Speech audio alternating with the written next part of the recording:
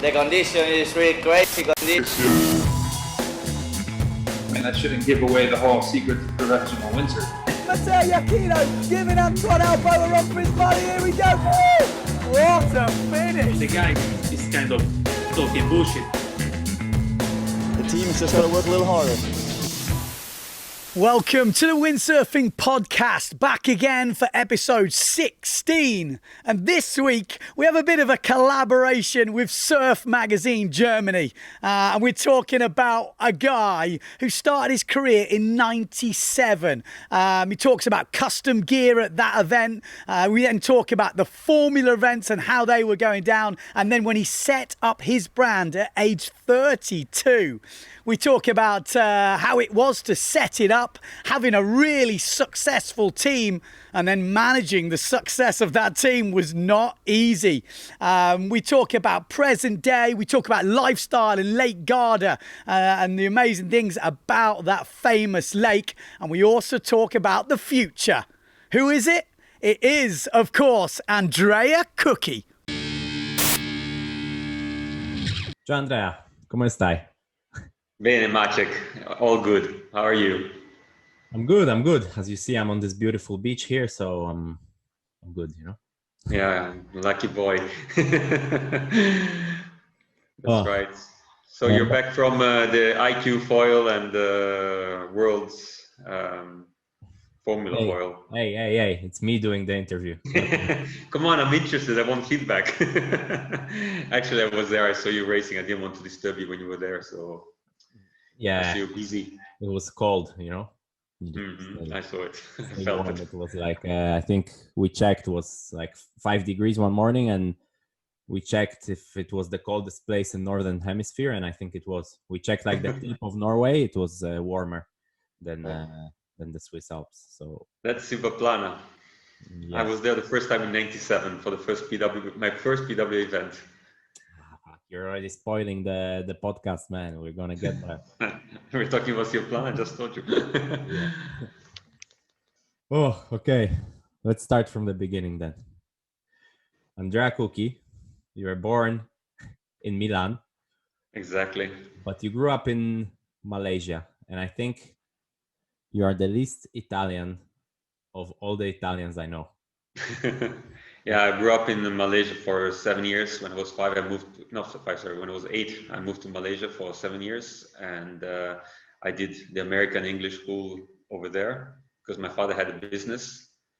And so we stayed there till I was 15, and then we came back to Italy. I actually came back with my sister, my mom. My father kept going back and forth for the business. And then I was back to Italy, back to Milan for a couple of years, and then moved to Garda.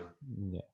How does that change like a kid? You know, Italy is such a strong culture, you know, so different than, going to an international school. I mean, with all the different... Yeah, it's a big change. You know, we are used to Italy, to our culture, as you say. We are used to our own food. We are used to our own very cultural way of spending the day, let's say. So when you go outside, you actually miss your own country. And you have sometimes a hard time to realize that actually the country the new one, is actually having very positive things. And the experience I had in Malaysia, I would never forget, because in the end, it gave me the chance to live out from my own country, see the different cultures, learn different languages. And actually, I was always missing Italy when I was in Malaysia. But when I came back, I actually realized that it was not that bad being in Malaysia. Climate was warm, you know, everything was a bit more served and easier, but yeah, that was a nice experience anyway. Yeah, definitely not the same food though. You guys are very proud about your food. Yes, we are, but it's okay. I mean, my parents have been always like traveling, so for me, I enjoy more the Italian food, I have to say, but it's not that I don't appreciate also the rest. Yeah, I remember an instance when we were going and you were trying to kind of or not trying to convince you were doing some business talks with a certain sale designer, and that we're not going to mention the name, that and you cook him a minestrone, if I'm correct, an Italian soup. And I don't think it was me cooking the minestrone. it was Maybe a carbonara, but the minestrone, I'm not sure. No, it was a soup. Yeah, I'm sure. Yeah? Sure, but Okay. but he didn't. You didn't end up working together, so I'm not sure it was very good. Oh, in that sense, yes. No, well, we you know, it's hard to put two brands together. So it's especially you need to be strong and established. And at that time, I believe that we were not established and strong enough to run two brands at the same time. And it was the same for the other side. You know, it's hard. You know, it's you have different ideas. You run the business in different ways, and it's hard. You know, you need to actually be a strong team and have more stuff also to run it, like we were dreaming to do in the end. But I think for both it was a good experience because it opened up our ideas and our visions to new things, and in the end we made it both experience. So I don't think I'm not sure if we're talking about the same instance. You had a few different corporations, but we'll get to that. Yeah. Okay. All right. You can ask me questions. I'm here. Started windsurfing in Garda, no? Exactly where you live until this day. Yes, I'm here on Garda, and it's where we're based with Point 7 at the moment, and this is where I live. And I like the place because it's windy every day. It's like a gym in the sense that you know that it's going to be windy from this time to this time, so you can actually train or actually test equipment knowing that you're going to get it done on the next day. So it's quite practical as a place. Of course, we don't have very different conditions like in many other places, but the frequency of wind is very good for training and testing. Yeah. So you start windsurfing there, and when did you realize that, like, shit, I'm quite good, and maybe there is a path to, I don't know, to become professional, or at least to try to compete? And well, let's say when I was coming here for the summer holidays, and I was coming here every weekend because I was still based in Milan.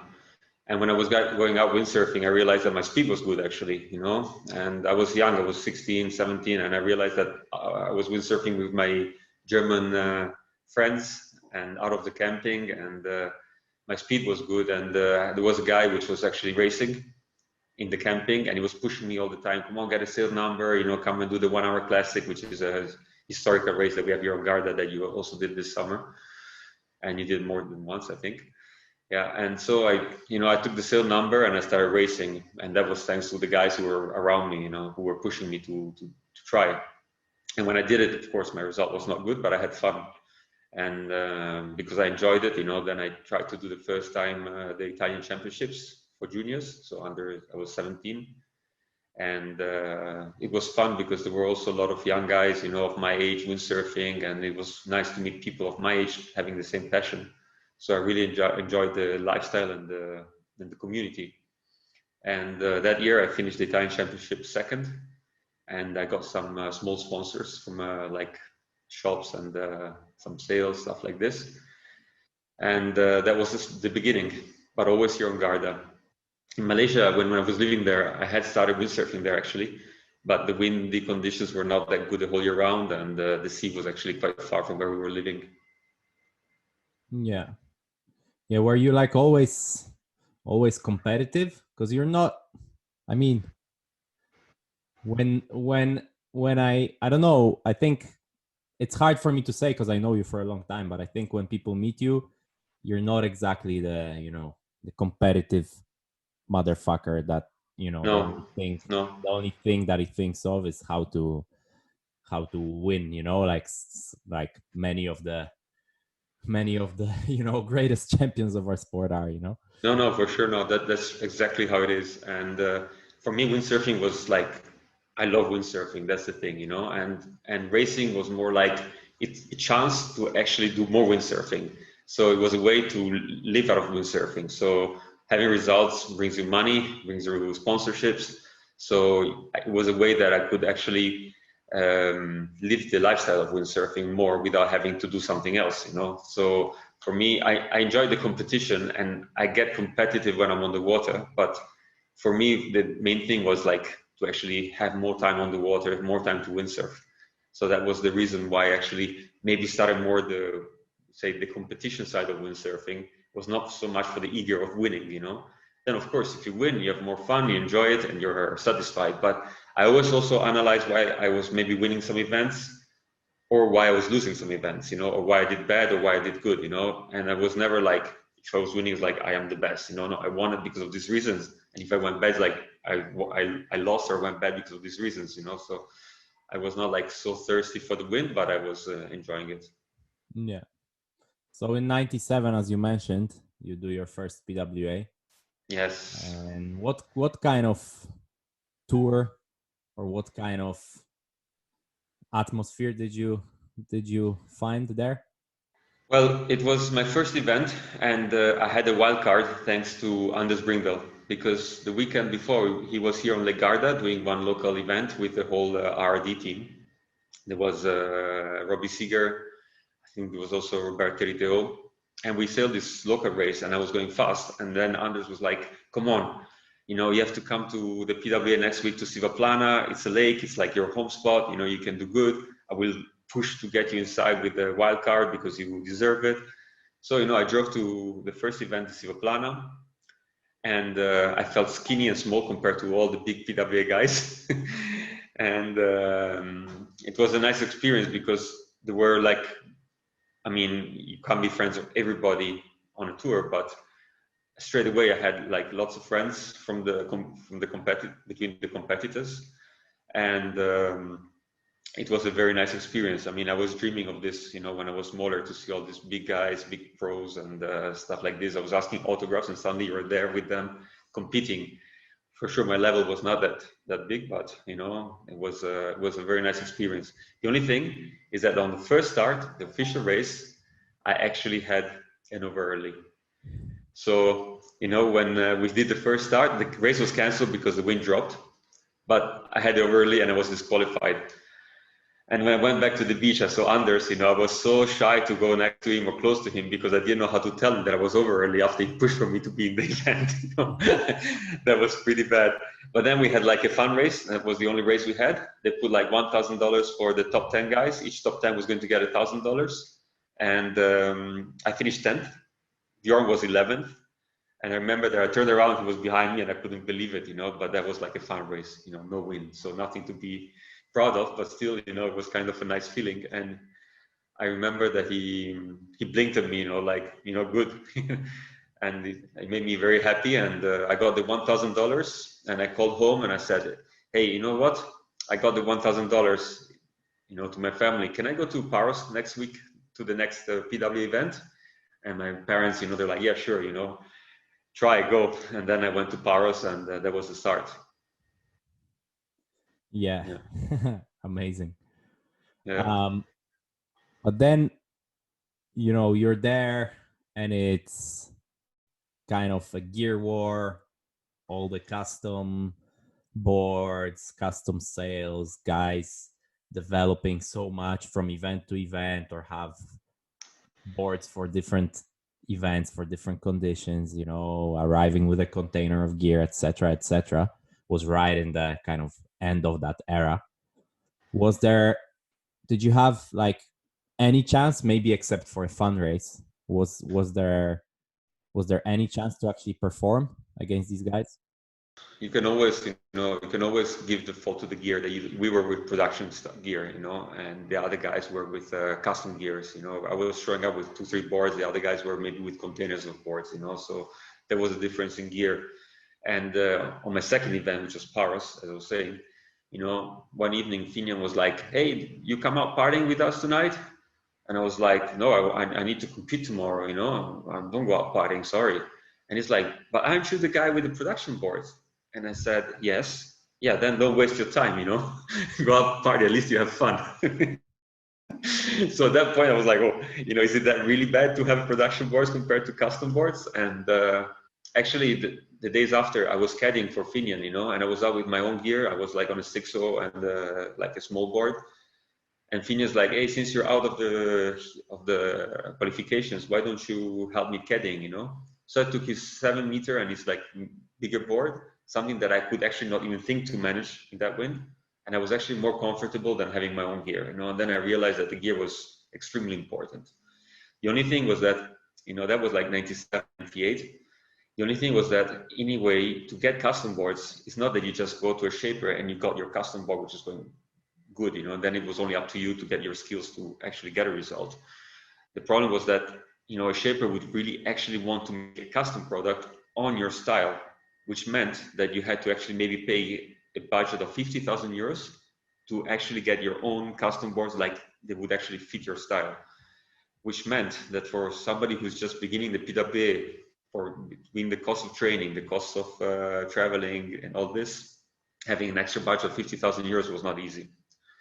$50,000, sorry. There were no euros at that time. Yeah, Deutsche Marks. Yeah, so, it was very frustrating on one side because you could actually feel the difference in the gear. And without having good gear, in the end, when you were going on the water, you already were like not having an advantage. So it was also very hard to improve the skills, not having the gear at the same level. And that was till till 99. Yeah, getting confused with the dates. Yeah, till 99, that was more or less the situation. Till then, Formula came. Yeah, but we're gonna jump to Formula soon. But I also heard the story that you bought an old custom of Phil McGain, and it wasn't really what it was supposed to be. Well, there are two ways of looking at it. On one side, I don't know, but when I got the boards, I could feel they were kind of special, but on the other hand, they were already out of date, because, every year the boards were getting bigger also at those times. And I was actually stuck with a smaller board, and then, you're getting a whiteboard, because it's not that they give you directly the board from what they're using, just say, take this that I just used it. You're getting a board maybe sometime after or at one point, and you never know whether you got like the best board or just one board that they were testing for trying, But when I got it, for sure, I didn't feel like I had a winning board, and then I realized that, it was not just a matter of getting a custom board, from a pro rider, which you never knew. It's like, Maciek, did you ever sell your best fin? No. Exactly. Antoine never even sells one mast, so. Yeah. So then that era, I think it kind of shrinks because nobody is able to compete. Then also I think the cigarettes and the alcohol gets banned from sponsorship. The money gets smaller, and Yeah, I think when I started competing, those sponsors were already out. They were not there already, because I started in 97. I think that was just already before I started. But anyway, you have to think that, to be a national champion, you can do it with production equipment, with local sponsors. But when you go to when you were going to that game in PvB, you needed a bigger budget. You had to invest your own money to actually be in the top. And it was not easy at all, And therefore, I was getting to a point in 99 where I said, okay, for me in Italy, I'm getting my own budgets and my sponsorships, I can live with this, but it's kind of getting, let's say, less motivating, because you want to go to the next step. Yeah. But you also know that it's an impossible step, because you need to invest so much money that at one point you say, okay, how much money do I need to invest? What am I going to get back? As you say, they're not these big sponsors anymore. They were not these big sponsors anymore. So at one point you're like feeling frustrated, you feel uncertain of your future. But then at that time, and actually one of the last events in those years was Brazil, and Brazil, there were actually 20 people going, because in the end, a lot of younger guys were realizing that it was getting too difficult and too expensive to be able to be at the top. So there were less people going to those events, to that PWA custom events.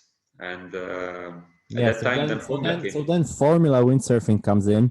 Yeah, Formula came at the right time, because when we were getting like frustrated about this and seeing no chance, Formula came in, and it was just one board, 3 sails, and everything was production.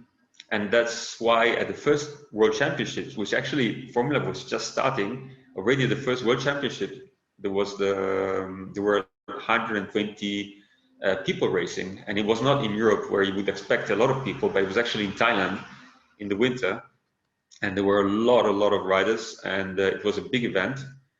And from there, Formula started, and it was a great event because it proved that with the same gear, more guys had a chance to be at the top. And from there, the Euro Cup started, and that's when I met you. And and that was the beginning of Formula. So a lot of young guys actually jumped to Formula, and PWA kind of disappeared in the racing scene. They were pushing more than the freestyle, more the supercross at those times, and and the Formula Windsurfing Tour became quite big. Yeah. It's a little bit like what's happening. I don't know, but I feel like it's kind of happening a little bit now with the IQ class and the Formula Foil at the moment. Yeah. So it did kind of come and salvage you, because from my perspective, I was talking to Arnon about it, and your generation kind of got shafted a little bit because you didn't get to come into that PWA because it just shut down and it was too expensive and whatever, and then you jumped to that Formula. By the time you started getting podiums and winning and whatever, it kind of jumped back to PWA slalom, so do you feel like, I don't know, your generation, like you are known, I don't know, Gonzalo, Benny, these guys, you were kind of unlucky with the timing of? Well, let's say that the only unlucky part was maybe the money we were making, because in the end, Formula, even if it was big, it was still not really reflecting the windsurfing of everyday recreational sailor, in the sense that to go Formula windsurfing meant using 10-meter sails up to 12.5, and it's not something that everybody enjoys doing, So the tour was strong, the events were great, were amazing, and some prize money was there too.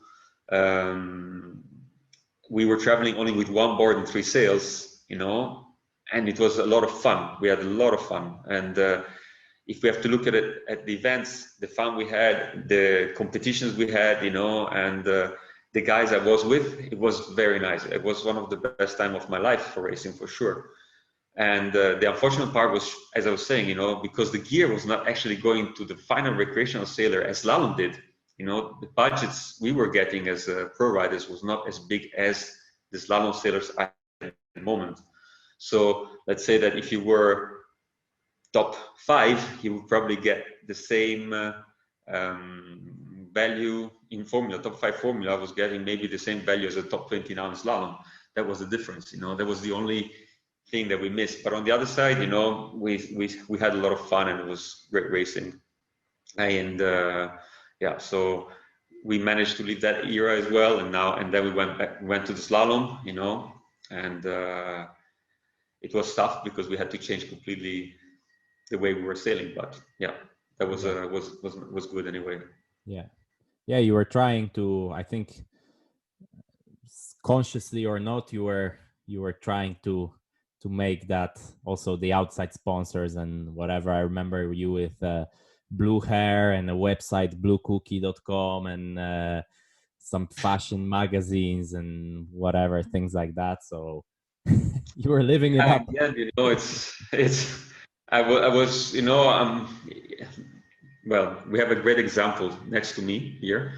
You have dreadlocks. I met you were curly hair, now you have dreadlocks, So yes, I think, having a result is great, because that brings you sponsorship. But on the other hand, you have to be active with media.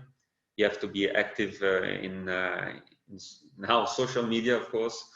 So, yes, you can be interesting for a brand, for a windsurfing brand, because of your results. But on the other hand, if you want to have some external sponsor, out of industry sponsors, you have to do a little bit more.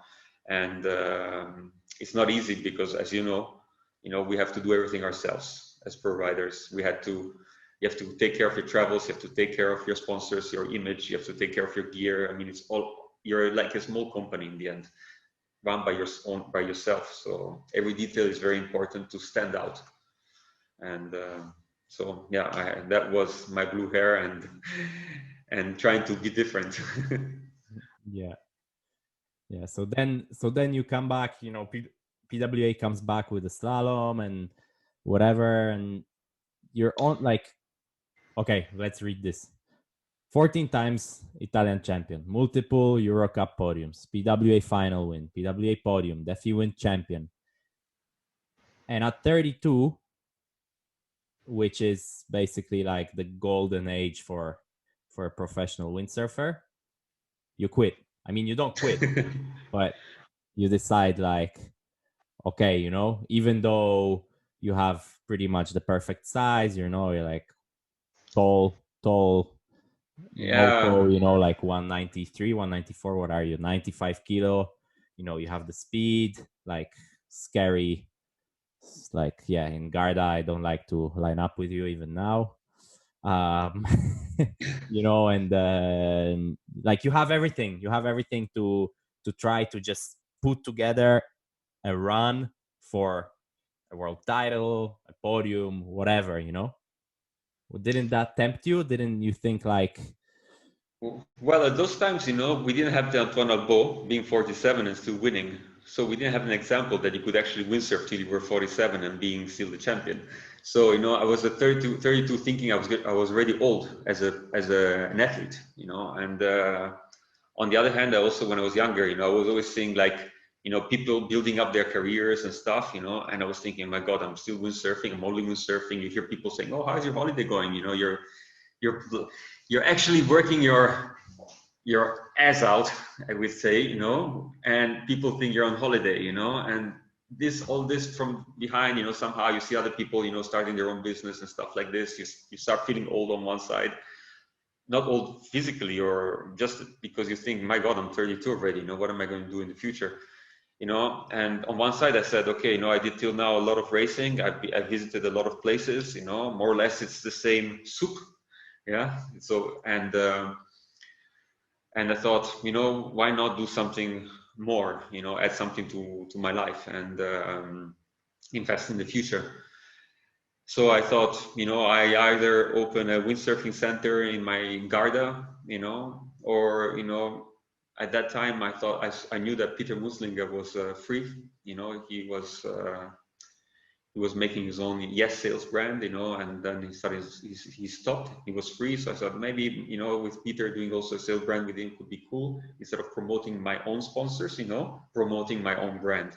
I thought, okay, I'm still kind of young to do this, so maybe if I make my own brand, promote my own brand by racing, that could be something like a new adventure, something more interesting than what I've done till now. But of course, I did not realize the amount of work that it was going to be. If I was complaining about working for racing, yes, competing, I didn't realize how hard it was actually to have your own business like this, and all I thought was easy was actually very complicated. Every day you have new challenges, you have a lot of things to work on, and it was not as easy as I thought. But yeah, now here we are. Yeah. So describe the process of starting the brand, because you said like, my friend Peter Munsinger, Yes Sales designer, he's free. I can do the selling and the marketing, but it's not that simple, isn't it? How was the checklist, and how did the checklist? Well, the checklist is, first of all, that you lose a lot of friends, and at one point, you're trying, friends want to help you, but at the same time, it's like, let's say, it's hard to be, for friends who work for free also, some friends want to help you, they think it's cool, then they realize it's actually a business, it's not just fun, A lot of people think that the windsurfing business is fun, like windsurfing, but it's actually business like any other business, So at one point you have to try to divide friendship to business, and that is kind of hard in our world, And this is a lesson that first thing I had to learn. Then you need to find the team. The team means not only the people you work with in the office and in the team as like racing team. It means also the people who are actually supplying your equipment, the people who are actually manufacturing your equipment. You need people who you can trust, people who are doing what you're asking, and so creating the whole structure, of people around you, which can give you the support you need to establish a brand. That's one of the most difficult things, So having the right suppliers, the right people you work with, and finding these people, in this world, it's easy on one side, because there are a lot of people who like to be part of the world. But on the other side, you need also people who actually take it as a real business and not just because it's windsurfing, it's fun, I want to do it. Sometimes maybe you get emails of people say, oh, Andrea, I would really like to come and work for a company because then I can go windsurfing. It's not really like this, You come working because you need to work, not because you go windsurfing, I let my people windsurf every day, I mean, everybody has to do their own work. If they do their work, they're free to windsurf, and we give a lot of freedom in 0.7 for this. But still, it's a business, and people need to work as it has to be. How shocking was it when you started? Like, okay, you need the suppliers, yeah. So must suppliers. There's probably three suppliers in Italy, 3 factories in Italy. So that should be quite covered from your side, and you knew also some of the guys from the past. But then sail factories, you have like 3 or 4 in China, and then 2 of them in Sri Lanka. And what is that process like to choose your supplier? And how shocked are you when you go there and you see that it's actually nothing to do with windsurfing? It's just like a sewing factory. Yeah, it is exactly like this, and the thing is that for example, we started from China, and then we moved to Sri Lanka, and the reason behind it, and the reasons are often, how good the communication is with the factory, how efficient is the factory in solving problems if there are problems, So, but when you go there and you see the factories, also to all our clients, sometimes, you unroll a sail, you see a small wrinkle on the sail, and clients are like, oh my God, this sail, I don't want it, it has a small wrinkle. But when you would go there and see how actually the factory is, I think a sail goes through maybe 400 hands before it's finished, It starts from the cutting, it goes to the printing department, it goes to the assembly department. So there are a lot of departments. It's being moved from one department to the other. Different hands. It's being rolled and unrolled so many times, and if you take a piece of monofilm in your hands and you just move it, it gets wrinkles straight away. And if you think that this sail is actually going through so many hours of work, handwork before it's finished, it's crazy that it's actually becoming so clean and nice at the end. And so it's that's for the sails. And for the mast too, you have to think that mast is chemistry, is materials, is resins, is glass, is carbon. And according to how hot the day is, how humid the day is, the way the mast is being constructed, how many times the carbon has been taken out from the freezer, for example, everything, the material can change. So you need really good engineers who know each day how to reproduce the mast, with those characteristics, which are different. I mean, the day is completely different to the day they had maybe before, So you really need to, you really realize how hard it is to produce this equipment, and how much work there is behind. So this is why it's very important to select these let's say partners in business, which are our suppliers. And I think for a client, it's very difficult to see how much work there is behind a product just in production, without talking about the development that you guys as providers do behind it as well. Yeah. And how important is it because you hear these kind of stories all the time that, that within these factories, the flow of information is quite liberal. Let's say that, if you're a big player at the factory and you ask, hey, so what are these little 0.7 guys doing? The factory kind of has this commitment to the big player to tell them, and how worried, or how, let's say, how did you learn to play that game? Well, let's say that that could maybe be more for the boards, I believe, because it's like less factories. But for the sales, I'm not so much into those things, you know. I focus more on my brand, you know, and you know, in the end, you know, it's easy to copy. You can just go to a shop, you can buy a sail, you can buy a board, you know, to copy it. That's so long, you know.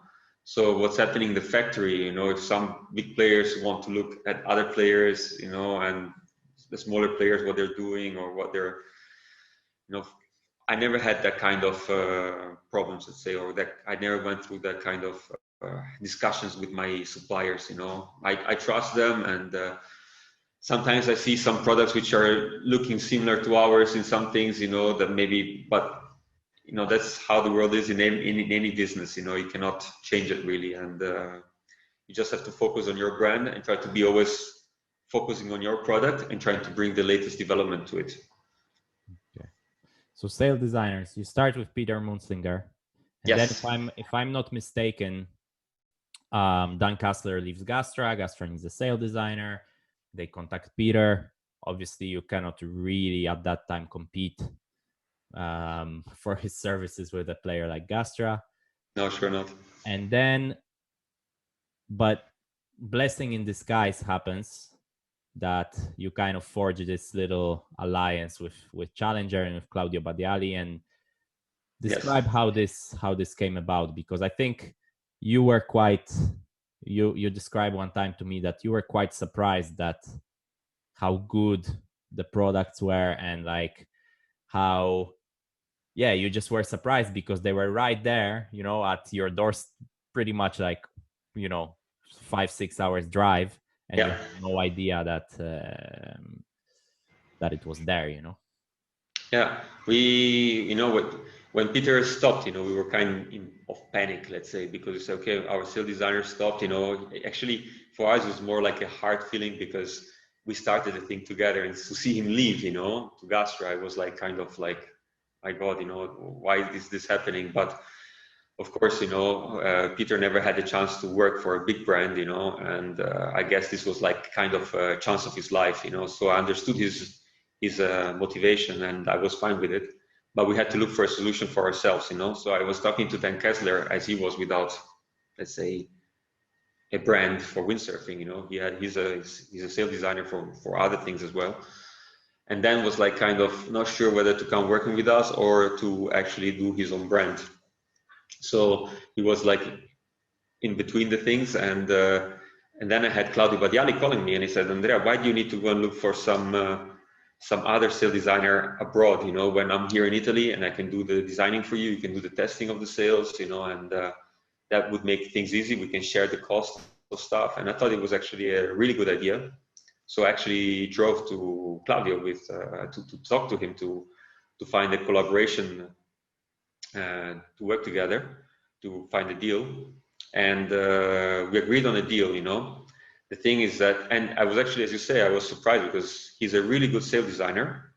But as you know, you also need good riders to make a good product, because a sail designer, you know, he can have he can be good in designing the sail, you know, but then he needs the feedback from the rider, from a pro rider who can push the gear to the top level. So the combination of a good rider with a good sail designer, you know, makes a perfect product.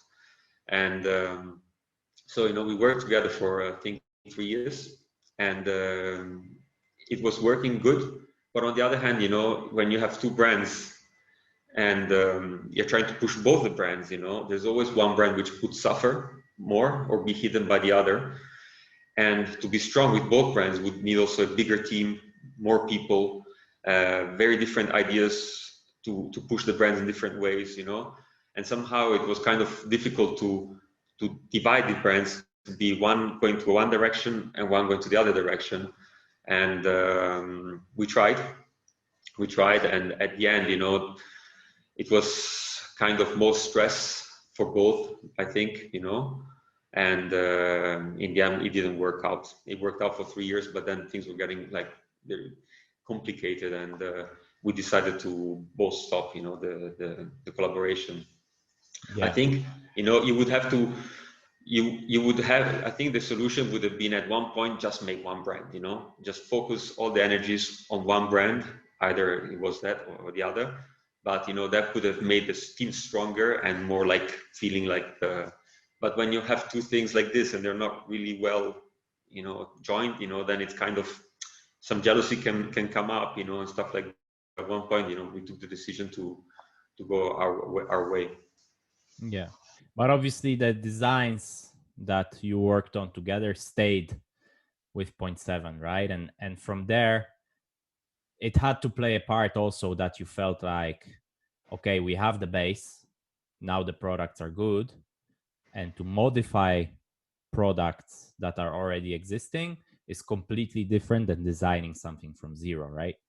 So let's say that there's nothing designed from zero at the moment on the market. In the end, all we see on the market is coming from years and years of experience, and it's not that someone wakes up in the morning and just makes something completely different, In the end, we still have sales in our line, which are an evolution of what we did with Peter Muslinger in 2008 and 9. There has been a big evolution of the product, but the base was that, and even by the bigger players, if they know that there's a better sale than what they're producing, on the market, they're the first ones to buy it, test it against, see what's actually good on that sale, and take the ideas and actually develop it their own way, but there's always a base where you're starting from, and so for sure, when you have a good product, to evolve it, it's easier. It can also be difficult because if it's already at its max, to go further, sometimes it's even difficult if you really have to go into the small details. But those small details are what is making the changes in the end. I guess what I wanted to ask you here is like, right now you have no sale designer. Are you scared that at some point you're gonna hit a wall with, as you say, like you max out a certain product and you need to start with something new, or a new discipline comes or a new concept comes and it takes you, like with the foil sales, for example, now you need to probably work triple than if you had a talented sale designer that would just design you the sail and you could start from that base, right? So how is it running a sail brand without a sale designer? Maybe this is what I want to ask. Well, we have a sale designer. That's what people don't know. And, this was always like a kind of thing that people, competitors say because they just try to push us down. You don't have a sale designer, But nowadays with the programs that are existing, and making a sale is not that difficult, and making a foil sale, we were not making foil sales till now just because we were not sure which direction foiling was going to be, was going to go. We didn't want to be the first ones on the market with the foil sale, we wanted to wait and see what the foil was going to bring, and then do an evolution on a more finished product in the sense that, is foiling going to be that foil, or is going to be a completely different foil that needs completely different sales, So if you want to be the first one, you have to invest a lot of money in development, just trying to understand which way the discipline is going, and in the end, you're just developing, but not selling, because there's no actual, let's say, target at that point. But now it's more clear, and we actually made three foil lines, and we have like a new, we call them now, the foil line is called the F1. And we made 3 lines, and we did our first prototypes this year. And we are coming out now in October with a recreational sale. And we're going to have only 2 sizes. One is a 5.4, which is like a wave sail with a camber, which is like a bump and jump sail that you actually can go foiling in very light wind. It has a camber below the boom, like a wider pocket behind below the boom. And then when the wind increases, if you look at it, a lot of free riders, a lot of bump and jumpers, they're actually just cruising around on a wave sail, but not actually doing freestyle or wave sailing, And this sail with the extra camber can actually be used also with fin, not only with the foil, and you can actually bump and jump. So you'll be a little bit faster, you have a little bit more drive, you can jump higher, you have more control. The wind range is bigger because it feels like it's 5.4, but it feels like a 6 meter in power, but you can hold it as long as a 5.4. So that's a sail we have created. It's a hybrid sail. And we did the same thing with the 7.6 size, which is more like a slalom version it's like a hybrid sail for foiling and for slalom.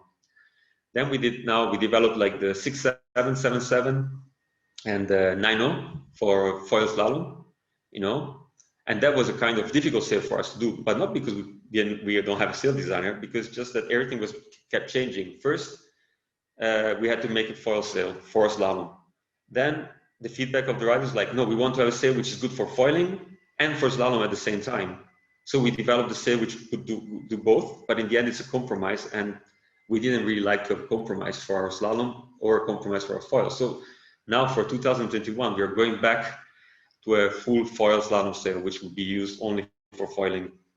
And then for foil formula, you know, we try to develop a sail which would not need a 550 mast, like a 10-0, because we didn't want to put back in our store the 550 mast, which was kind of hard to get rid of after formula died, and now it's coming back, you know. So we tried really working on something that would be also commercially more easy to sell for the clients or to buy, I say, because, you know, 520 mast is really a long mast, going 550 is even like more difficult for the market to accept.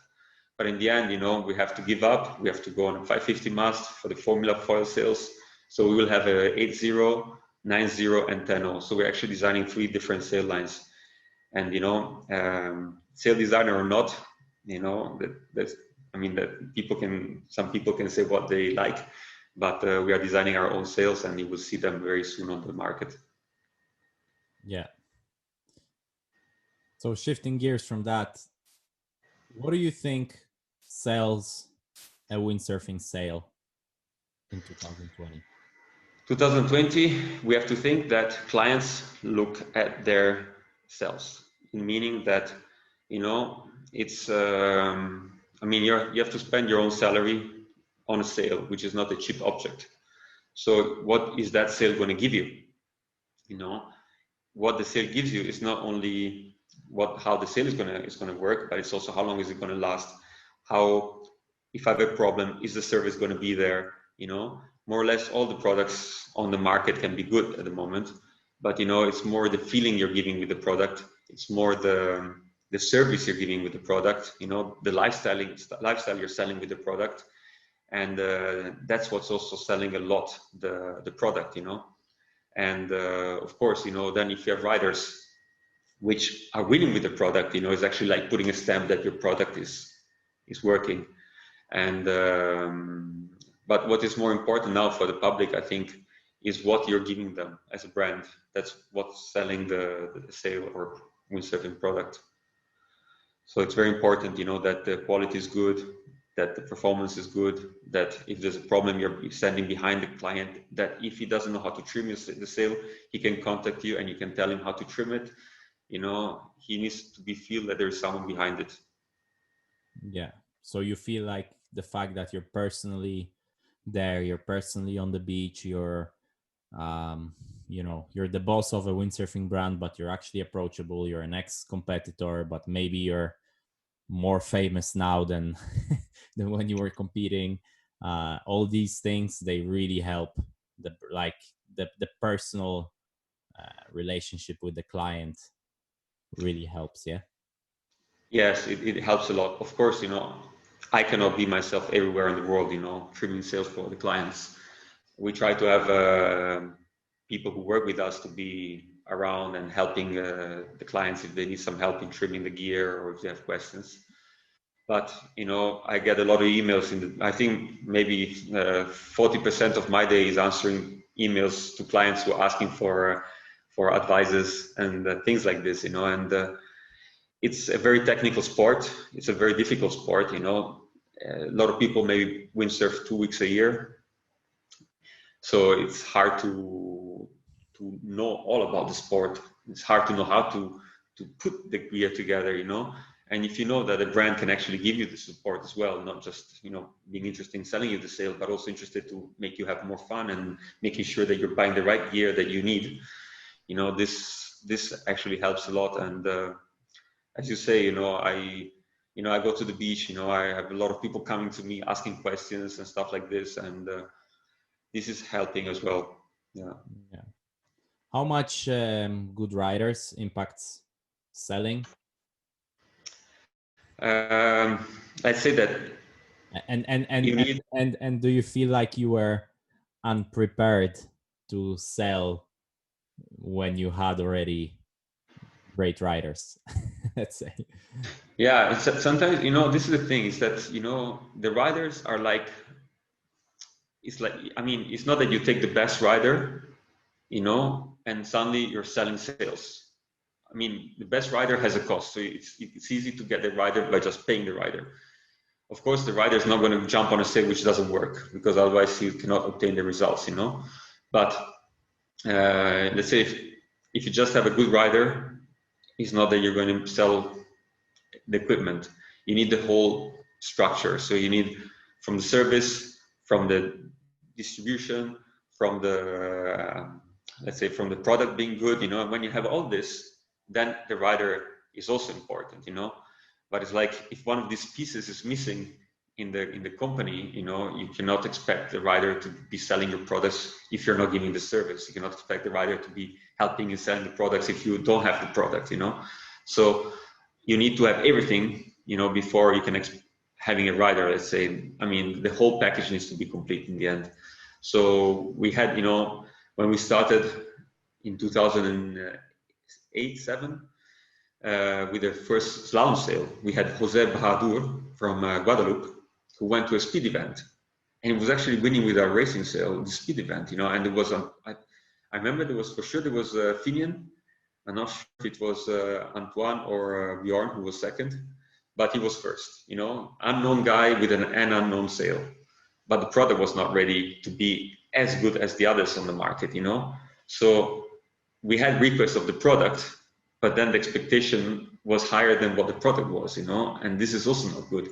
So you need to be able to, if you want to enter the market, you need to be sure that your product, your service, your distribution is good, because then when people start buying it, you need to be ready to give the service they expect. So a good rider will guarantee a good result, but then you need to be ready yourself with your company to support what he's going to bring. Yeah. So once you had that, kind of good product, you signed Josh Angulo, and it was like a big kind of thing, I think, like for this legend to legend, and he was doing great in slalom, to sign with with a kind of a small brand, let's say small Italian brand, and I think it really put you on the map. And then Alberto comes, that he wasn't maybe in such high demand, so you managed to get him, not cheap, but you know what I mean. It wasn't the Alberto of later. But he was 15th and not first, let's say. Yeah, exactly. I think he was 12 when Okay. he signed him. Yeah. And he wins the vice world title. Then Matteo signs a huge deal with Starboard, and he needs sales, and he ends up with you, and he wins the world title. Looking back at all these things, do you think you were lucky with these riders? And we have to say that your slalom sale is your best seller, or at least it was for quite a while. So yeah, how do you look back at all these events? Well, let's say that there was a project. The project was to create the Black Team. The Black Team was a project where we would actually start organizing riders to work together to achieve results, And as a competitor, I never won the PWA in my life, So I said, okay, I didn't do it with myself, Let's try to put a team together and let's go and win this title, So Josh was the first big name, as you said, who came on the team, and he had, I think, his best slalom result with us. He finished 5th that year, I think, and he won for 0.7 the first final, and it was very emotional for us. After flying back to Boston to get his fins. Yes, exactly. That was a nice story too. But I was, his motivation was that high that he actually flew back home to Boston from Turkey to get the fins. So, that made us feel like, there was a team, there was a motivation to try to go get a good result. And that was what we wanted in 0.7. And so, myself coming from the racing scene, to be able to have a racing team and going to competition and trying to win that title, was like a very nice and very nice project. And so yes, Josh came in And we had 1 year with him where we had like that 5th result, which was the beginning. Then Josh, was pushing to have more, but we could not afford to give more because we were not as big, as you know. So we could not afford to keep Josh in the team for that kind of money. And we decided to go for Alberto, who was young. And, those times, there was still not one young guy. I mean, if you looked at the results of that year, it was always either Antoine or Bjorn winning the PWA. Micah. And Micah also. Yeah, so there were like 2, 3, 4 maybe guys, who were always there at the top. But there was no young guy coming up from the back, who could actually break this thing. And Alberto, he's from here, from Garda. So, I knew him from when he was a small kid and everything, and I knew his potential was good. I knew what he could have needed to become better. And so I tried to set him up with a training camp that we did in Tenerife. And so we tried to get more guys together from the team to come to Tenerife all together, try to have a trainer on the water with the marks, and try to get everybody to improve. The target, of course, was that like in every team, you have the best guy, which was in that case Alberto. And our aim was to make him go from 12 to top 5. And to have all the rest of the team to take advantage of his level to actually improve from maybe the 30th place to top 15. That was our game. I always remembered, when I was training in Sardinia at my time of Formula, I was going to Sardinia because we had like marks every day on the water. We had a guy, a pensionate, which was there with the flag giving us the start. And he was always saying, Andrea, training without marks is like trying to teach mathematics without a blackboard. It's impossible, So if you want your team, if you want guys to improve, you have to have marks on the water. So that was what we did that winter in Tenerife when Alberto came on the team. And so we went all down there to Tenerife. And you were there as well. Jordi was there as well already, I think. Pascal. So it was actually a nice time. We made also nice videos of that time. And trained together, First event was Korea, I remember. And there it went, First event, all the guys coming from Tenerife who had trained together, this group of 5 people, first event. Alberto came second in the event. No, he won the event. I think he won Korea. He won Korea. Yeah, he won Korea. He won Korea, and all the good guys, I remember it was Ben Prophet, commentating, and he was saying, this training of Tenerife was incredible, look at all these guys, they're hammering the starts and all this, So that was the right thing to do, and it worked, And thanks to Alberto, we actually went from 8 distributors worldwide to 40 distributors worldwide, So that was what had made the brand big. And at that point, the sales were also ready. They were working, everything was fine. So the products which were given to the clients, were making the clients happy. And this was when the company went to the next step, But that was also a reason because it was the first time that a young guy like Alberto was actually able to beat the legends, So that made a big story because it was like the first time that the legends got beaten by a young one. So, and after that, more guys came up and did the same, but that was the first time, and that was what made the thing very strong. Yeah. So then I need to ask you this. I'm sorry. Yeah. Pascal, Josh, Alberto, Matteo, Ricardo, maybe from the less successful a little bit, myself, Jordi, Adam Lewis. All these breakups, let's say, they were not that peaceful. They were not that... Well, it's how it is. If you look in 2014, 15, we had actually a big team, a huge team. And the problem was that all these guys, were like maybe behind in the ranking, and thanks to all the training and because they worked together and because they grew up, they made experience, they were working hard. We didn't choose people who had no talent or people who were lazy. We chose the right people. At one point, they were all going really well, really good, and slalom was getting bigger, the budgets were getting bigger, you know, and we couldn't just afford to have everybody, you know. Inside, I'm really good. I'm good, you know. I'm a good person, and I would love to have everybody's a friend, you know. And there's always this boundary between the riders being also my friends, and I know how hard they work. I know how many sacrifices they do, you know. And on one side, I would like to help everybody, you know, and I would love to have everybody in the team. But on the other side, when you look at the numbers, you know, you're not able to pay everybody the amount that the other companies were actually paying, you know. And I didn't also feel good to try to keep everybody, you know, in the team, trying to promise and trying to keep them on low budget, because it was not fair as well, you know. On the other hand, you know, it's like, how can we give all this to everybody? You know, they deserve it, but we are not able. It's just that everybody just got so much better. So in the end, you know, like, for example, you know, sometimes we're also like, oh my God, we have to take a decision between this guy or this guy, you know, but we want both. And for us, this would be the better guy, but the distributor is pushing us for having this other one, you know. So it was always very complicated to keep everybody on the team, you know. And you know, when you look at the reality, you know, I think it's hard for a brand to have such a big team. You know, we are a brand that is actually doesn't have big groups behind it. You know, it's us. It's our company. You know, it's a family-run company. We're not having big groups which are sponsoring or helping out, you know. So, you know, our budgets are they are comparable to what we do, you know. It's not that we can have extra support.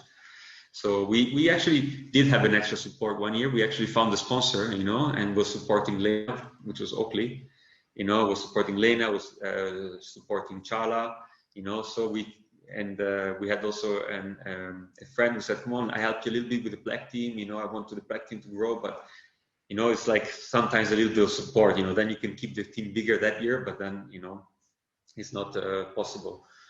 But, you know, it's nice because to see you, you know, competing now and seeing you at the top, it's, you know, I know you, I know how much work you did, you know, and when I see you winning and being the front, you know, it's really making me happy. Yeah, I appreciate that. But yeah, you're nice, but I need to push you a little bit more. No, you can push me. It's not a problem. There's a reason for everything, you know. Yeah. So why do you think like the way you explain it is really straightforward? Like we don't have the money. Like you sit down with a guy and you tell him like, sorry, but this is what we can afford, or this is this amount we can give you and not more. Yeah. So why do you think a lot of people, I mean, Ricardo mentioned it on the podcast, feel like there was some, you know, negotiations that weren't necessarily. Yeah, well, you know, with Ricardo, it was very simple. We had a meeting in Brouwersdam on Sunday, and I told him, look, Ricardo, if you sign today, because with him it was always like months and months and months of working on contracts. Yeah, because he was always asking for something and then trying to add. At one point, you know, it was like 6 months just discussing contract, and I was a bit fed up to waste my time on that. Because, you know, if you make a deal, it's a deal. So I told Ricardo, with people next to me, yes, which are working for me, we sat down with him and we said, look, Ricardo, if you sign today, this is going to be your budget, which was very high. You know, I think a lot of riders would have signed not even without thinking 1 second. If you sign tomorrow, I said, I'm sorry, but it's going to be this. And you have time till the end of October to decide on your on the offer. After the end of October, you know, I said, I'm sorry, but we need to look for someone else because we cannot wait for months again. So you have 2 offers, one today, which expires today, and one which starts from today and goes to the end of the month. 31st of October, you think I received any reply? Nothing. The only thing he told me after the meeting was, Andrea, I'm sorry, but I have much bigger offers from other brands, so I don't think I will accept.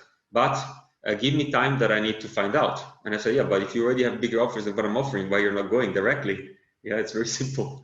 And he said, yeah, but I need time to discuss. I said, okay, I give you till the end of the month, you know. End of the month, no reply. On the 25th of November, I get an email saying, I'm really stoked to be on your team again. And I sent me the contract, and I said, Ricardo, you already have the contracts in your hands from the last meeting, so you just need to sign it.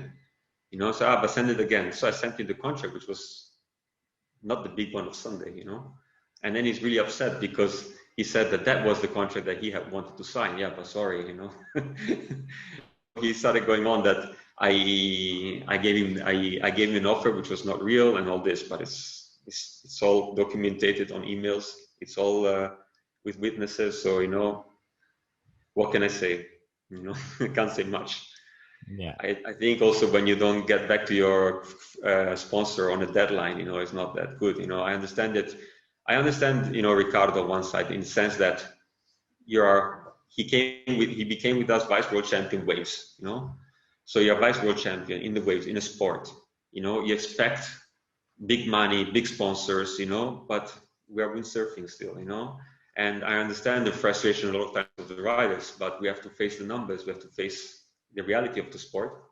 And you know, on the other hand, so, you know, I understand that he would love to have more and more and more, but it's not the real truth of our world.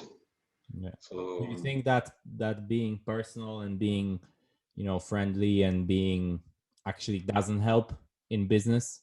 Because I don't know, like, if we are friends and then I ask you for 10,000 euro more and you tell me no, it's kind of it gets way more personal than if I ask a person that, you know, we didn't. Yeah, that's why there's a lot of frustration. You know, it's kind of, sometimes it's hard for the rider, you know, to know where he's standing with me, because we are friends, we're training together, we are, you know, I feel like a rider still, you know, when I'm with riders, I feel like I'm one of them, but on the other side, I'm also the owner of the brand. But at the same time, I'm not only competing with the riders, I'm also friends, like we do things together, you know. So for a rider, often it's very difficult to know where his limit is, you know, with me, because he doesn't know in which suit I'm dressing at the moment, you know. So it could get personal, you know, emotion can come out, which has nothing to do with the business, but it's actually more with friendship or something, you know. It could be also from the other side, from my side, you know. Sometimes maybe I feel like I'm talking too friendly to my riders when I should not do it, you know. It's like, it's sometimes hard with me to set boundaries, just because we are such a big family from so many years, you know, with the same passion, same way of life, and this could become, let's say, more difficult to handle for sure from both sides. But on the flip side of that, you kind of, you know, you go to all the events, you're there, you race, you, yeah, you know, you socialize and whatever, everybody knows you. How much do you think, especially at the beginning, did you benefit from being really connected to this world and knowing, like, you know, sometimes you talk to some industry people and they really have no clue, like, they think that a certain rider will, you know, is amazing because of some result or whatever, and you know that it's not the case, and you look at a young guy and you can tell whether it's good or not, and etc., you know. So how much do you think that helped you? No, this helped a lot, especially in the beginning. You know, in the beginning, you know, you're starting a company. Sorry, beginning it helped a lot, you know, because you know exactly what's happening, and that gave us a head start for sure, you know. So, you know, going to the events, seeing the kids who are racing, competing, knowing who's going to be good, you know. In the end, if you look at it, you know, when we had all these young guys, you know, they all became good, you know. There's not one which actually, maybe a couple, you know, just stopped windsurfing maybe, but they are all like, most of them just became like very, very good. So, you know, it's also with the products, you know, sometimes you see products on the market which are mainly marketing products, you know, or marketing words. And, you know, when you're actually windsurfing a lot with pro guys like you guys, you know, a lot, you know, you get a lot of different feedback, which is very important, you know, that you then translate it into the product. And, you know, you do a lot of things which maybe, you know, you see things and you say, okay, this is, you know, it looks good, but you know, it's not going to bring something, you know. And sometimes you know, it's an ego thing more than a real thing, you know. And in this sport, it's easy to go after ego, you know. But when you know the truth, you know, sometimes it's also good to step back and say, okay, this we don't do, or this is important to do, and let's give priority to something else compared to the other, you know. It's like a little bit like the foiling now, you know. For the ego, you know, we should have just gone full power on the foil, but now we were like, okay, let's see where it goes, you know, because I know how things can change fast in a discipline like this, and to invest a lot of resources now from the company on something which will not sell for a couple of years, you know, it's better to focus on what we sell, because we have to, at the end of the month, you know, make sure that the bills are right. So now that we see the direction, you know, then we invest. So that's another thing, you know. When I come to the events, I talk to you, I talk to the other riders, you know, I can talk technical about stuff, you know, I get the ideas for, you know, also the sales for the products. And that's important, you know, because I can be both on the water and then in the business. It's funny you say that though, with the innovation and stuff, and with jumping onto ideas, because you can take Starboard and Fanatic, for example. Yeah.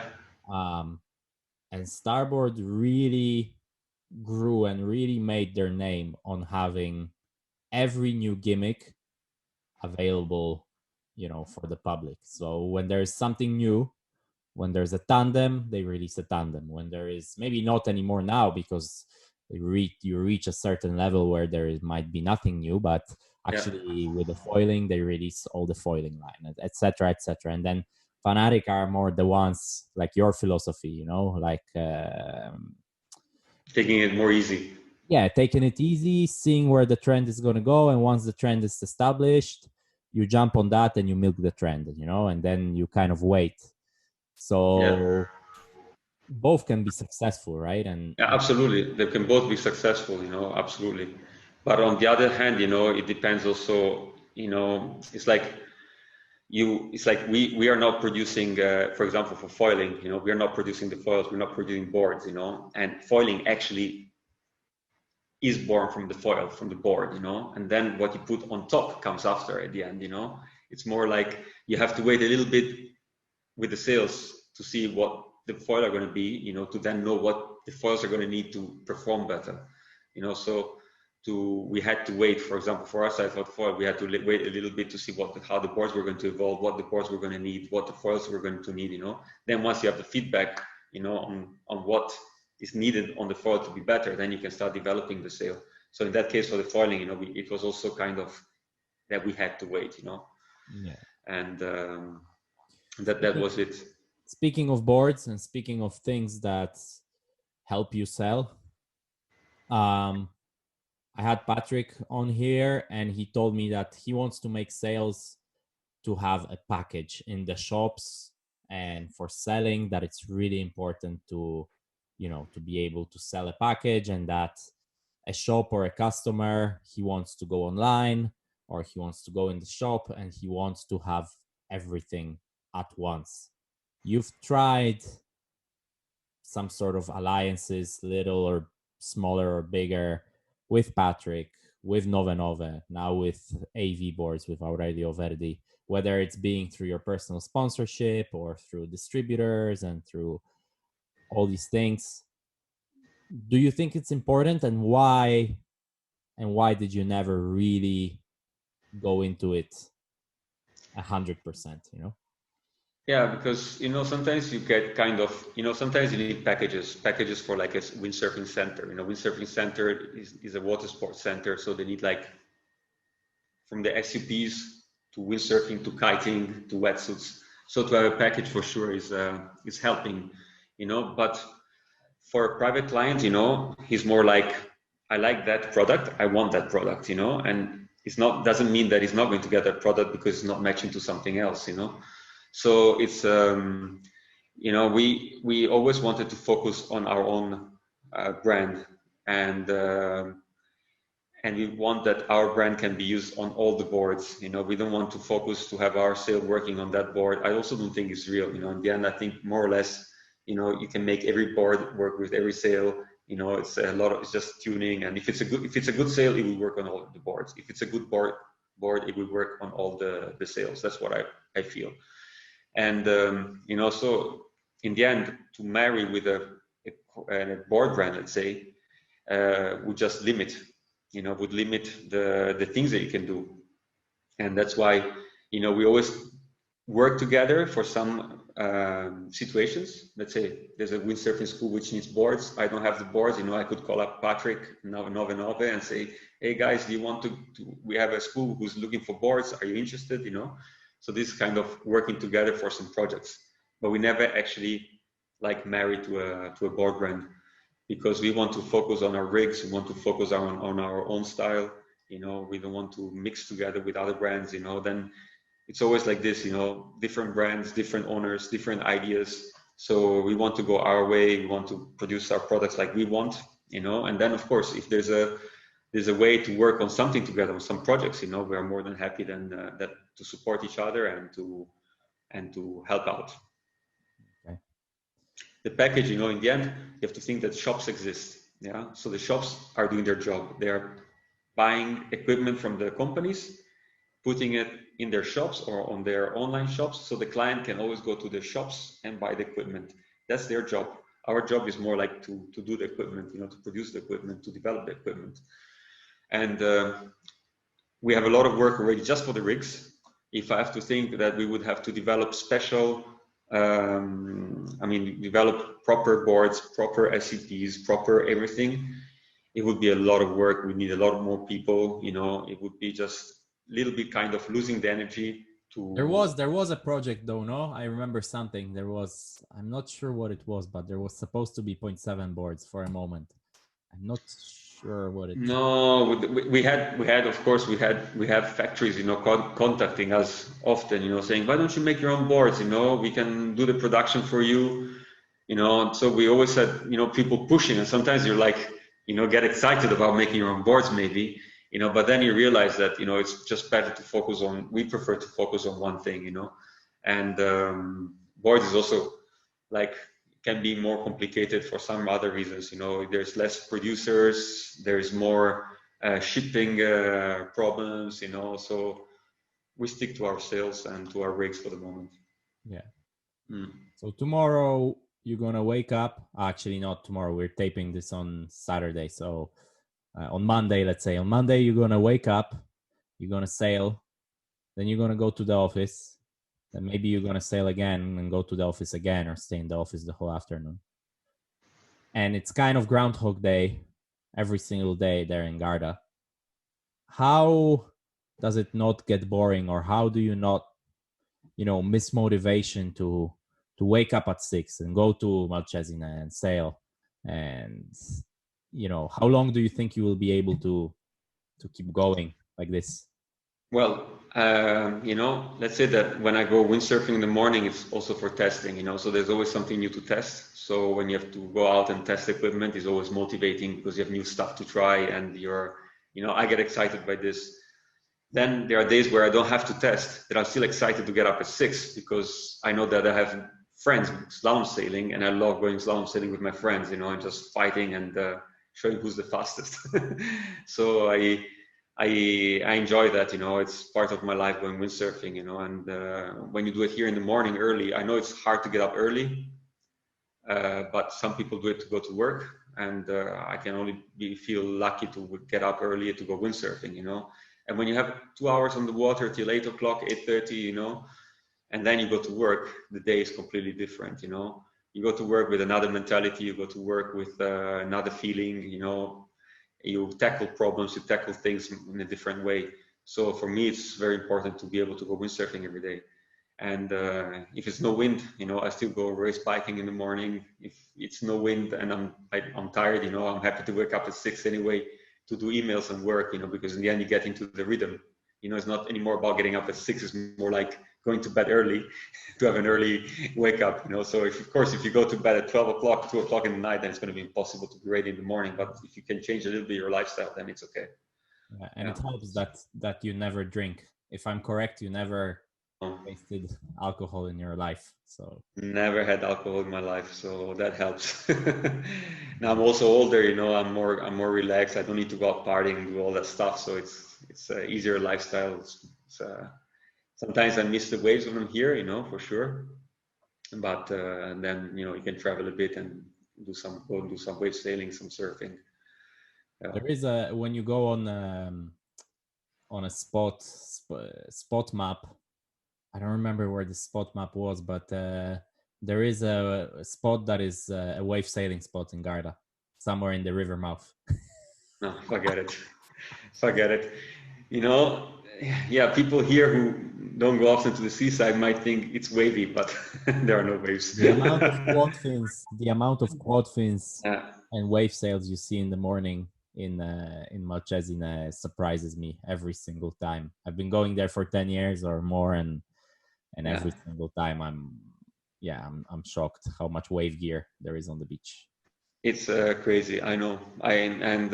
It's hard to change. It's not hard. It's impossible to change it. You know.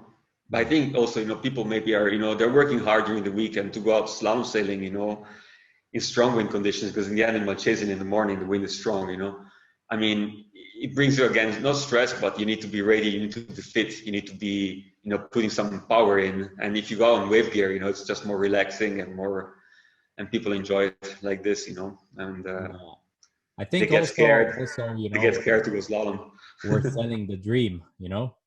We're not selling, you know, a 10 degree morning in Malcesine. We're selling, you know, hokipa and board shorts and waves and whatever is. And I just hope that people don't forget that we're selling this, because sometimes I feel like, you know, we're a little bit stuck in this European bubble. Yes. Know? Well, look at my image and your image. That's your image is what we have to sell. Yeah, except for maybe like this, you know. No, it fits. No, it's great. It's great like this. No, it's true. We are selling. You know, that's what I was saying before. You know, we're not just selling a product. We have to sell a lifestyle. We have to sell a dream. You know, that's what's important behind the product. You know, and to make the client feel part of this dream is what the goal should be, actually, you know, because not everybody has a chance to go wave sailing in Maui every day. So, you know, even if they come to Garda, they have to still feel that dream, you know, when they use your gear, you know, they have to feel that they're like, you know, in wave sailing, even if the wave is like a chop high. So, yeah. Speaking of dreams, where do you see the sport go in the next, you know, 10 to 20 years? Oof, that's a very complicated question, I have to say, because there are more water sports at the moment. See now also the wing surfing, you know, there's foiling, and you know, there's a lot of competition on the water, which is good on one side because we bring just more people on the water to have fun, including SUP. So this could be good also for more people starting windsurfing in the end. Foiling has brought windsurfing to be able to go, I mean, to be on the water in much lighter winds, which is also very good. The whole competition now, it's kind of a question mark, because with IQ foil, Formula foil, you know, PWA not being able this year to have events because of the C19, you know, there are a lot of changes around, you know, and everything is like, already next year is hard to predict how everything's going to go move, you know, and I feel like competitions are also a little bit the mirror of what could happen in the normal recreational windsurfing, you know. So at the moment, I think it's there's a lot of confusion, which is nice because there's a lot of new stuff happening. But I think to have a 10-year vision is difficult, you know. It's I mean, there's an evolution at the moment, you know. So let's see where this evolution is going to bring in the next year already, in the next 2 years. And we're all working on this, and it's exciting, you know. Now it's like also for a rider to make a team for next year. Who would you sponsor? Someone who's better in foiling? You for sure. You're a good rider. Yeah. You're a complete rider. You can foil. You can IQ foil. You can do everything. You know. So I even made you proud on the waves. I think I scored the lowest heat total in history of PWA against Costa or Fernandez or somebody. So, yeah, but how many slalom sailors went to Jaws like you? Well, all the old guys, you know, all the real stars did, but all the real stars, but from the new generation, yeah, not many, huh? Yeah. From you're the only one. I saw Jason the other day posting like and no, no impact vests, no flotation, no, jet ski assist, back when Jaws was for real men. So Yeah, yeah. okay, Andrea, That's, no more hard questions. Now we just give I you know, it's no hard questions. now we just give you a standard set that we give to everyone to finish and see how you do. What are your pet peeves? My? Pet peeves, like things that kind of really annoy you, like Things which annoy me. If they annoy me, I avoid them or fight against them. the dentist. For me, it's the dentist, The dentist for you. I don't know. I have no idea. At the moment I feel so good with myself that even things which annoy me don't annoy me. I have to say, I wouldn't know. Sometimes you hear stuff about your own company, about things, and you can get annoyed, but in the end, it's like the fact that you don't have a sales designer. Yeah, let people talk. We're proving it with results. Italian. You're a master of talking. Yes. Yes, but if you think, in the end, we proved our wave sail to be vice world champion. We proved last year to be freestyle world champions. Someone has done the sail, so that's why it doesn't annoy me. For sure you hear it, you're like, oh my God, I'm going again this story. But you need to be superior and go and do your things. So that's how it is. Yeah. How many times a day do you pee your wetsuit? Every time I feel like I need to pee. Come on, who doesn't pee in the wetsuit? I still don't believe that someone has never done it. No. It's like they're just lying. If they Sometimes I watch them and I really try not to do it for a few days, but then it just happens. And if you're racing, it's impossible not to. Okay, if you go out for 1 hour session, you can hold yourself maybe, but not if you're racing. I know guys that need to do the number 2 before the start, and in Turkey, I tell you, on the start line there was a couple nice little bombs floating around. So with the food, different food a little bit, and whatever. That's why it's better to wear shorts and the waist harness instead of wetsuit and the seat harness. Yeah, it will wash out faster. You don't have to unhook. But you're the seat harness guy, so. Yeah, I'm using both actually at the moment, and I see advantages in both. So sometimes it's hard to. If I need to race, I actually prefer to go on the waist harness. If I need to race, if I need to go fast, I don't mind having the seat harness. Yeah. Speaking of shitting the wetsuit, what is your guilty pleasure? What is guilty pleasure? That's the question. Guilty pleasure. Yeah. Bring me to a pastry shop. Yesterday I went to a pasticceria italiana, where they make these nice Italian pastries. I had 5 of them. Couldn't hold myself. This is the guilty pleasure, unfortunately. It's more on the sweet. I remember from Italy, you guys don't eat anything in the morning. Even these 5 pastries is like, you brought me, I bring you to the real Italian breakfast, and then you bring me to this like tiny coffee and a little pastry, and I'm like 5-6 eggs and an avocado, in the morning, and In Italy, breakfast is an espresso, and if you're lucky, you get the croissant. If you have time to eat it. Yeah, if they give you the time to eat it. And then you claim that the croissant is Italian as well. Yeah, no, it's not. Unfortunately, it's not. Yeah. Your top 5 windsurfers of all time?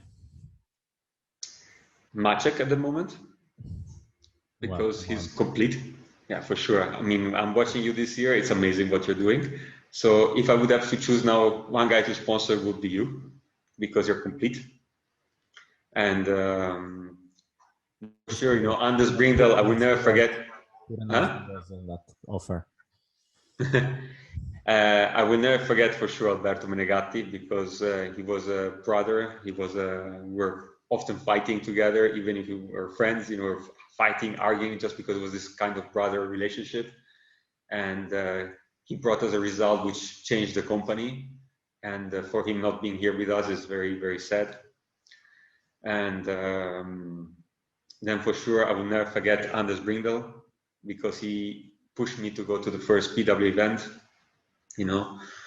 And I mean, all the guys in the team have worked really hard. Even Ricardo, you know, Campello, I think, is the best wave sailor on the market at the moment. Very difficult guy to have on the team, but a real pro. When he's on the water, I think the cameras are only on him, you know. And so I think, you know, there are many riders, you know, I you know, which I followed as a fan, you know, and then which I actually had in the team, you know, which I like. Is, I mean, to make more names is just too many. Who's the most underrated windsurfer of all time? Underrated, I think, for you for a while. By you? Huh? Maybe by you. No, I'm kidding. No, I mean, you always have worked hard, you know, on your media. I mean, you know, I think nowadays with riders, you have to think that, you know, what a rider needs. He needs effort, because he needs to do everything himself, you know, so he can't be lazy. He needs results to prove himself as a talent, and he needs to do his media for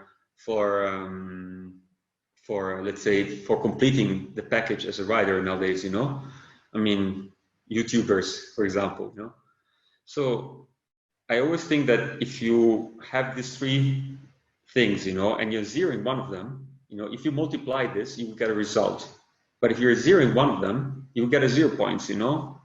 And I think nowadays it's important that riders realize that they need to be motivated, have results, and do the media, you know. And when you multiply these three, you will have a result. And this is the riders, you know. So sometimes, you know, you might think that a rider is a champion, you know, but then his media is 0, he's not putting effort, you know, you don't see him apart from like 3-4 events. Then I don't feel like, you know, I don't feel like that's the rider I would want in the team, you know. And as you say, I don't know, now thinking like this was the most unrated rider, I would have to think about it, you know. I wouldn't want to say a name. And but I think riders need to really focus on these three things and make sure that they're good in all of them, you know. Don't need to be at the best, but, you know, just work on all three. Yeah. If only you were this nice to me when you were sponsoring me. Actually, you have been always one of them which had all the three things, you know. Well, yeah, because you always look at yourself now, what you're doing. You were at the event last week doing great results, and now you're here doing this, so that's amazing. Yeah, I'm not gonna get into that whole don't wanna embarrass you too much. Okay. Foil freestyle. Because I didn't keep you in the team. Exactly. I didn't keep you in the team because it was the time we had too many, Maciek. And I was trying hard to get you sponsored, remember, from our German distributor, from getting support from outside to try to keep you in. Yeah. But yeah, that's it. Okay, that's in the past. That's how it went. Yeah, that's how I start growing. Yeah. Foil freestyle, yes or no? Why not? Toe in or foil? That would be my question. Foil. It's like foil, but you cannot. The thing is, you cannot foil in the center of Paris, and you could have put the toe in center of Paris or center of Rome or center of Amsterdam. You know, I think this is the function of towing. If I was the, you know, somebody that rules the tour, that's what I would try to do. Yes, you're totally right. I mean, towing is really for no wind in the end, you know. And foil freestyle is ready for, let's say, could you say 8-9 knots to 15 knots? Exactly. Maybe. Garda, yeah. You know, king of the lake. King of the lake in a bad day. Yeah, that would be what I would like to see on Lake Garda. I'm actually in contact now with the Malcesine to try to bring an EFPT event, you know. And the idea is to have all three: the tow-in, the foil freestyle, and also the normal freestyle, you know, because during the day we have in the morning strong wind, in the afternoon we could get the freestyle foil in, you know, And in the evening, when the wind is completely gone, we have flat water for like water skiing almost. So that could be bringing the jet ski, you know, the towing. So, you know, that I agree with you. Freestyle foil should. I mean, I agree. If you ask me the question, yes, it should be there. Yeah. Obstacles in slalom. Would you put a sausage on the last straight? I am kind of thinking that slalom is cool as it is, but on the other hand, it's many years that it has been mostly 4 jives downwind. Yeah. So it's kind of the same thing. And I realize that the public want to see a bit more happening in the course. Having some obstacle for sure would bring the thing more fun to watch, yeah, more spectacular. Yeah, and also I would do also different courses maybe, you know. I'm not talking about going upwind for sure, but you know, trying to get the slalom to be a bit more free. Yeah, beach starts. Free. Yeah, sorry? Beach starts. Beach starts is one of them for sure. I mean, it was existing in the 90s, 80s. Yeah, it's a sport connected to the beach. Why not having it sometimes to start from the beach? Yeah, and not in Malchesina, please. I hate those fun. Oh no, I you know, for sure I wouldn't do it where there are rocks or stuff like this, because I understand if some people are scared to damage their expensive fins and stuff. But I mean, where it's possible and where it could be like also a nice maybe surf break, it could be very interesting to do. Yeah. One spot you would have to sail every single day for the rest of your life.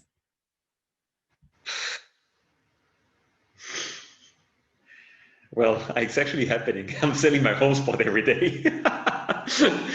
And I'm not getting bored of it, so maybe it's not so bad. Yeah, it's not so bad. Worst excess baggage bill or check-in story?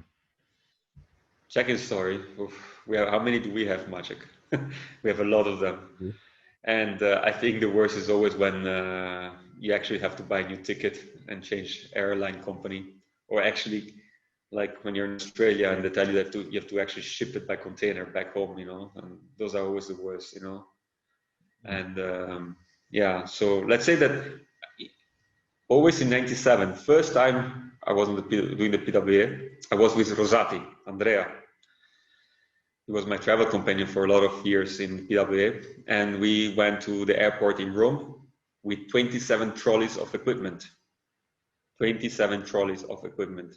We entered the airport with 27 trolleys because we had gear for Teriteo, Anders Brintel, Robbie Seeger, and many others, because they just left the gear to RD, and the RD told us to bring it for them up to Zilt.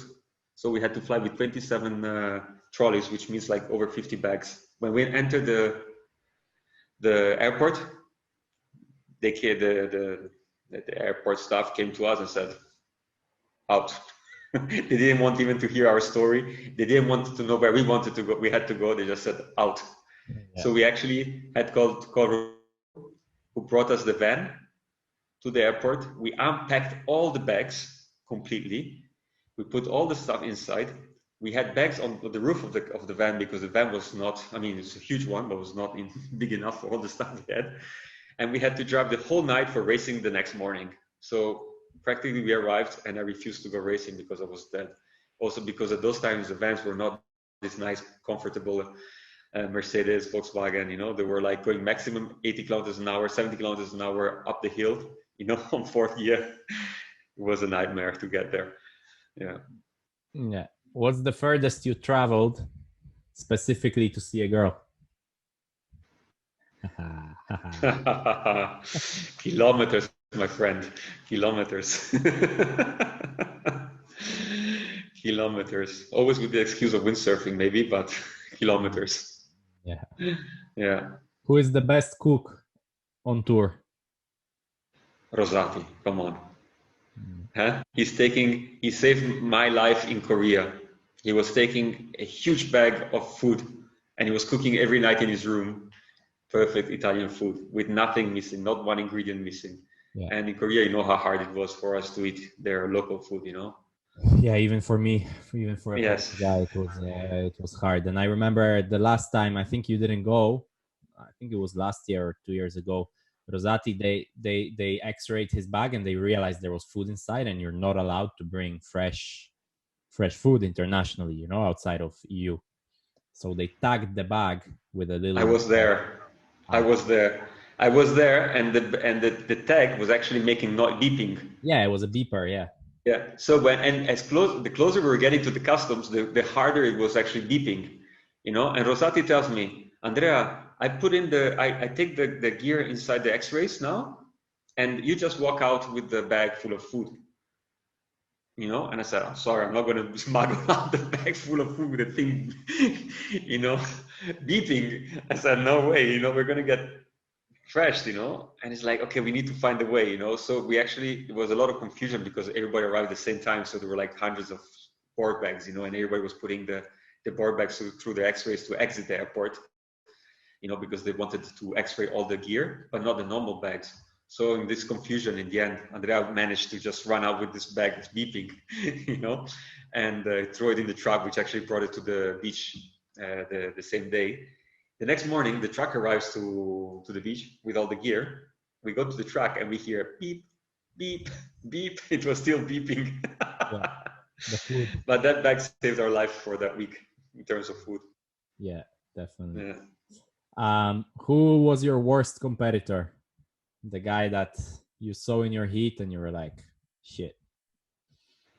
Oh, actually, I had a time that when every time Koers was in my heat and I was in his heat, so we were together, it brought us both bad luck. So every time I was seeing Koers in my heat, it was the worst. It was the worst because of the bad luck he was going to bring. And I think he had the same with me.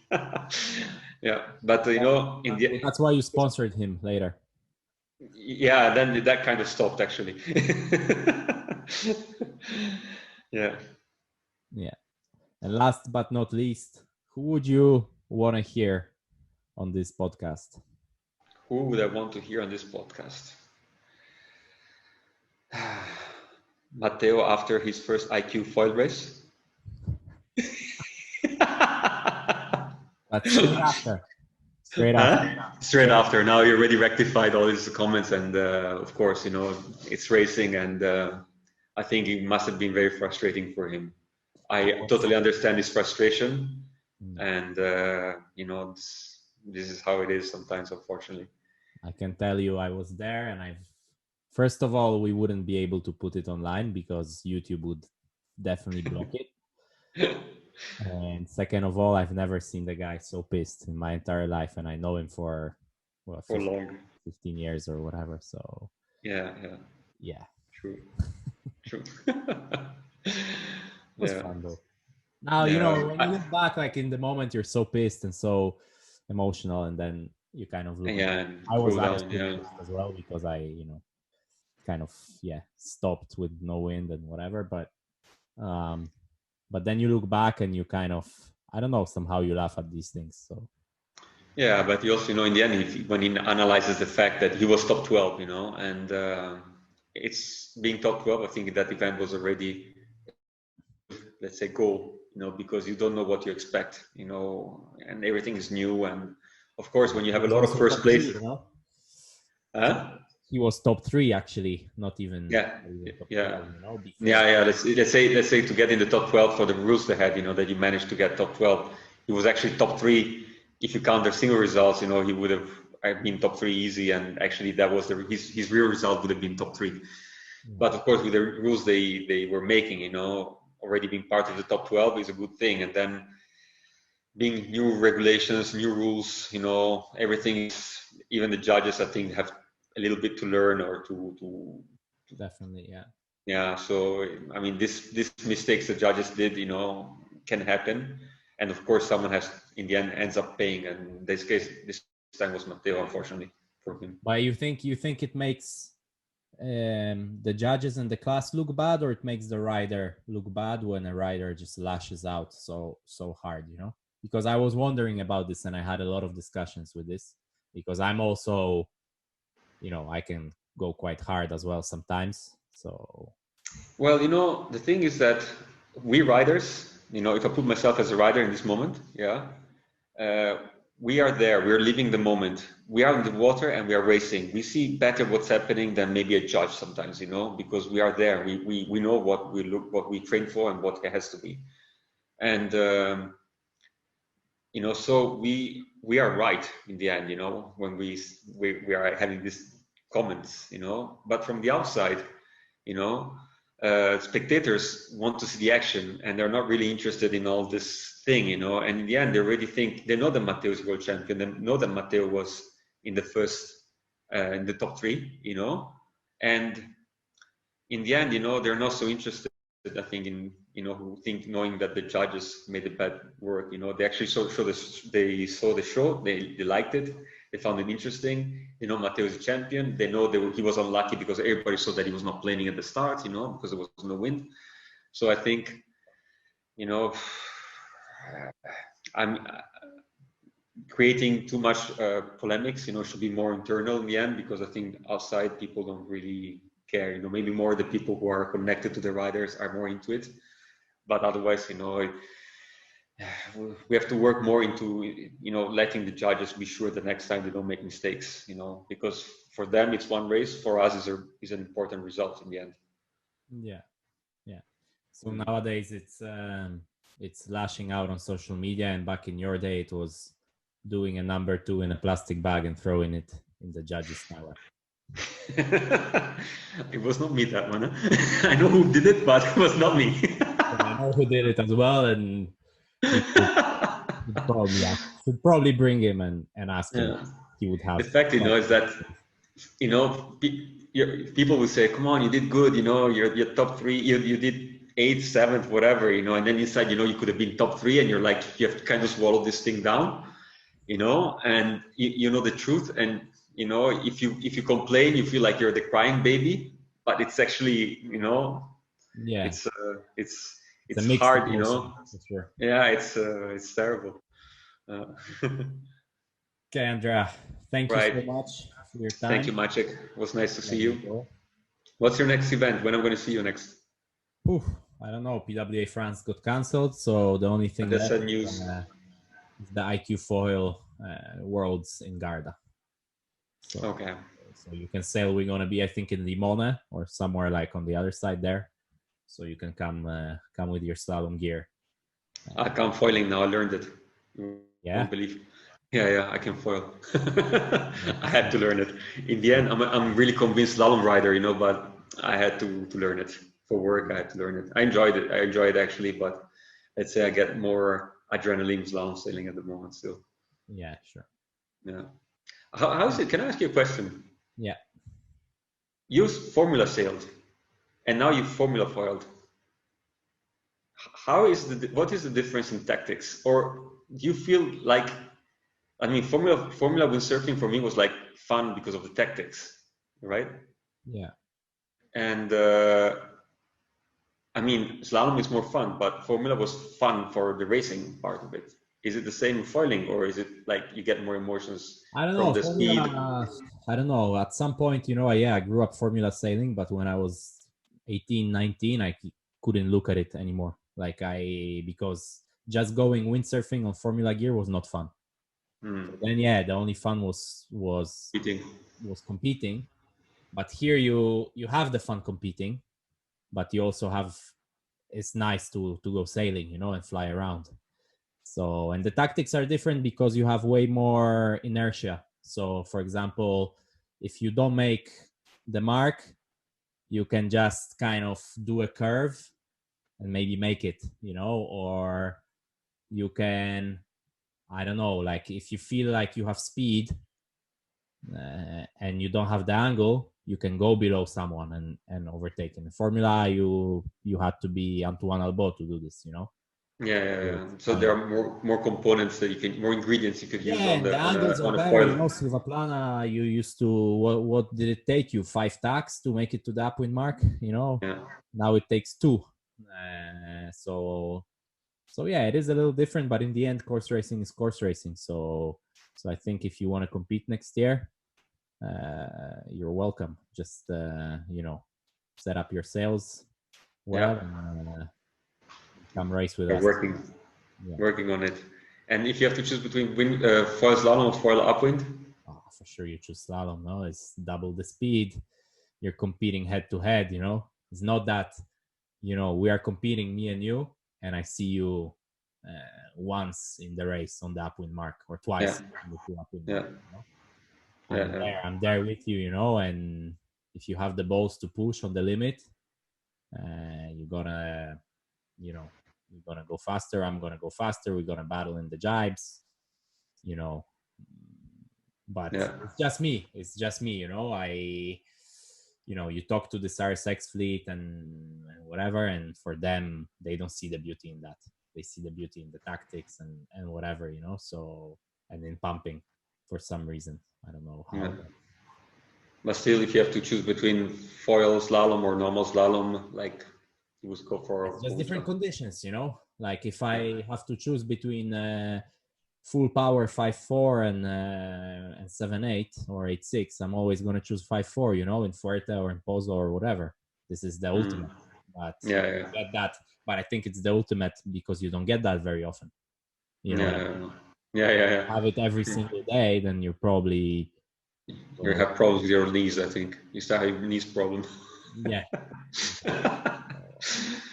So it's all good. I like it. I get bored quite quickly. Maybe that's why I do all the disciplines, because you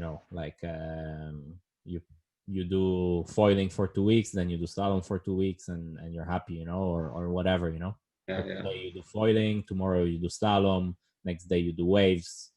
That would be the dream, Then you go winding, and then you go kiting. No, you don't go kiting. No kiting, you don't go. Kiting, forget. And with this beautiful message, we're gonna end our little podcast. Good to talk to you, Cucchi. Same for me, Maciek. Stay safe, and I see you.